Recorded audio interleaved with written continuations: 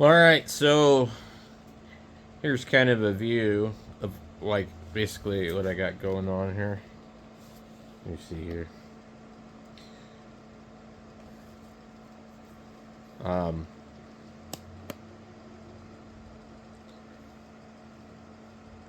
so we got a lot of the stuff kind of where I want it, but we need an area to work on stuff, we need an area to do reviews, and we need an area to test things. And obviously, it can't be over there with the amount of stuff. So, um, what I did here is I got this table that came from a restaurant we found in Scottsdale. They just kind of had it outside, and it's actually a pretty nice table. So I just have all this other stuff sitting on it, and I've got to get it cleared off. But there's just a file cabinet like that one underneath it. I've got another one of these file cabinets in white, exactly the same height.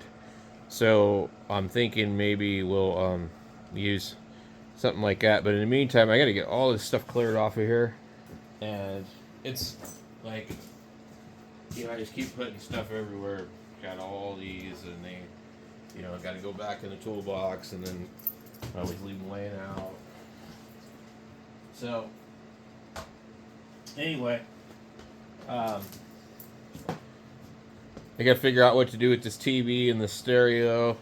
I don't really have anywhere to put it out here anymore, and it's not the only TV out here. There's another two or three of them out here. It's ridiculous. Um, this 40-inch TV was $12 at Goodwill after Christmas. So I know that Christmas is coming up, and so for you cheap bastards like me, after Christmas, go to your local Goodwill and look for deals, because what happens is they will become overwhelmed with donations. Because a lot of people are buying the new 4K TVs. And this TV, let's see if I can find the label on it. $12.49. Let's see. 1/10/2023. So, and it's actually a 40-inch Vizio smart TV. This is the one I scratched the Kenwood 940 into. But anyway, other than that, it's actually not really a big fat one either. Because you'll see some of them, they'll be ridiculous. Also, up on the wall over here, it's like a 50 or 55-inch TV. I think the thing was $25 at Goodwill. Over there is a 32-inch. I think it's a Vizio. It was like $8. So normally, rest of the time out of the year, it isn't that cheap there.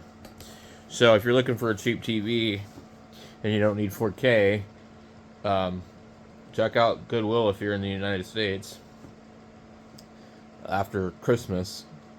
Give them a little time, because here they were just like, they had like just these tons and tons and tons of TVs, and I don't know if it'll be the same this year, because Goodwill has started to do a new policy where they price everything based off of retail prices, and they use an app called Google Lens. So the people in the back, they just take a picture of the item and use Google Lens, and Google Lens identifies what it is and says how much it's worth. And sometimes it gets it wrong. So, like I've noticed on a lot of stereos and stuff, it'll identify it as the more expensive one.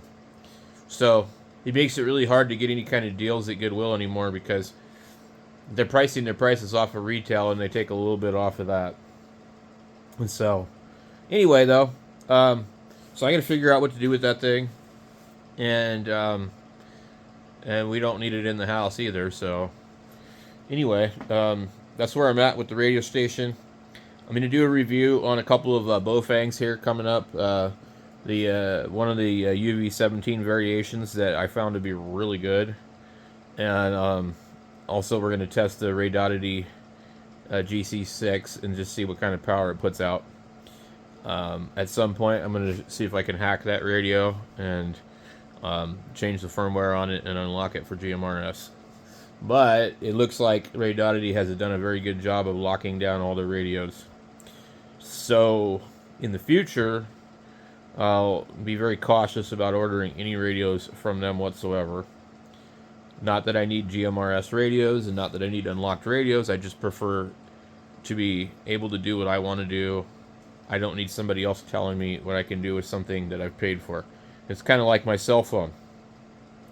I paid, I don't know what it is. Most of us are paying between $700 and $1,000 for a phone that we cannot dictate what it does. It tells us what we're going to do.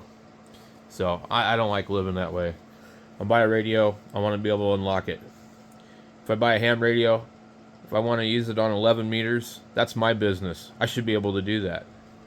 So, I don't buy stuff that's completely proprietary, locked down. It's just the idea is, okay, well, here's this radio.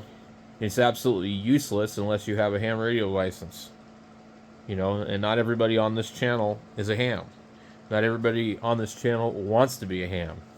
Some of the guys on here are completely content using radios on GMRS, FRS, and MERS. So, we try and kind of support that here. So, anyway, catch you guys later. I'm going to do some moving around, and then I'll start doing a review on the UV17.